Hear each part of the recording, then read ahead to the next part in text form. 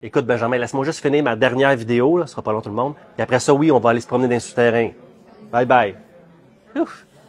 Mon emploi, ma fierté. Choisir le bon emploi. Bienvenue dans cette troisième vidéo, Mon emploi, ma fierté. Ben oui, c'est la troisième, déjà. Il y en a deux autres, là. Allez les regarder ici, hein, t'sais. Maintenant que votre jeune a des saines habitudes de vie et qui sait comment se rendre au travail de façon sécuritaire et autonome, c'est le temps de choisir le bon emploi. Le bon emploi, c'est pas celui que les parents veulent pour leur jeune. C'est celui que le jeune est capable d'occuper et que le jeune veut occuper. L'autodétermination, ça fait partie de l'autonomie. Choisir, c'est la vie. Hey, il y a un restaurant qui engage des autistes. C'est certain qu'ils vont prendre mon fils. C'est réglé. C'est pas parce qu'une entreprise est ouverte à engager des personnes autistes que l'emploi convient à toutes les personnes autistes, hein?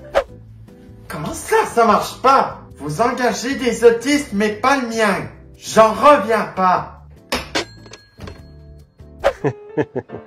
Un employeur, c'est pas non plus une garderie. Ils ont besoin de quelqu'un qui va avoir une certaine efficacité au travail. C'est pas non plus parce que l'employeur reçoit une subvention salariale pour engager votre jeune que votre jeune a le droit de mal faire son travail. Un travail, ça vient avec des responsabilités, qu'on soit autiste ou pas.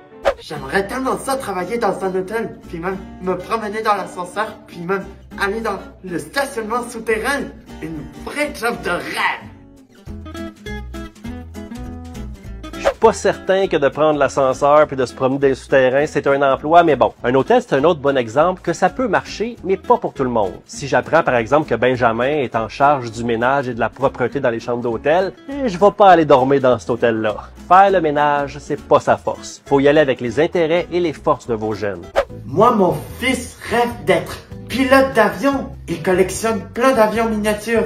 On les aime, nos enfants, et souvent on pense que tous leurs rêves sont réalisables, mais c'est malheureusement pas le cas. Faut donc les accompagner vers un emploi qui leur conviendra et qu'ils vont aimer. Ça sera pas toujours leur premier choix, mais il y a de plus en plus d'employeurs qui sont prêts à les accueillir dans différents domaines. Vos attentes ne doivent pas dépasser le potentiel de vos jeunes et vous devez les aider à développer ce potentiel-là. Pas facile d'être parent, hein?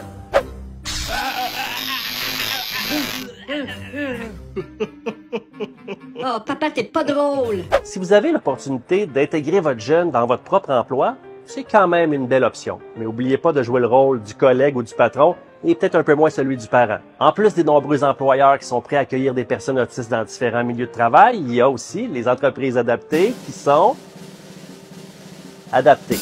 Moins de pression, moins de stress et d'anxiété de performance, c'est toujours une bonne nouvelle pour nos jeunes. C'est pour ça que les entreprises adaptées sont d'excellents milieux de travail pour les personnes autistes, entre autres.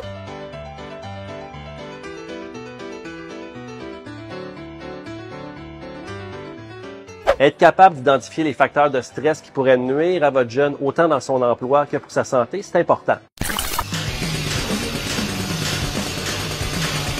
Hein, si par exemple, votre jeune ne tolère pas le bruit, il y a de la difficulté à faire des tâches avec de la motricité fine, ben on va éliminer plongeur dans un restaurant et aussi dentiste, hein, parce que pour être dentiste, ça prend de la motricité et aussi être capable de tolérer le bruit des patients qui crient. À la fin de la période scolaire, plusieurs jeunes font un stage chez un employeur qui pourrait par la suite leur offrir un emploi. Si c'est pas le cas, ben il faut éplucher les offres d'emploi et aller rencontrer les employeurs avec vos jeunes. Ça fait partie du boulot de parents. Encore. Moi, des autistes, j'en engage pas parce que je ne sais pas comment ça fonctionne. C'est important d'accompagner l'employeur dans l'adaptation du milieu de travail et dans la description de tâches. Il y a des organismes qui veillent à vous aider dans tout ça et qui aident l'employeur à bien accueillir votre jeune avec les outils nécessaires à sa réussite. Animalerie, épicerie, cinéma, boutique, informatique sont tous en pénurie de main-d'œuvre. Alors n'oubliez jamais que votre jeune a sa place quelque part là-dedans.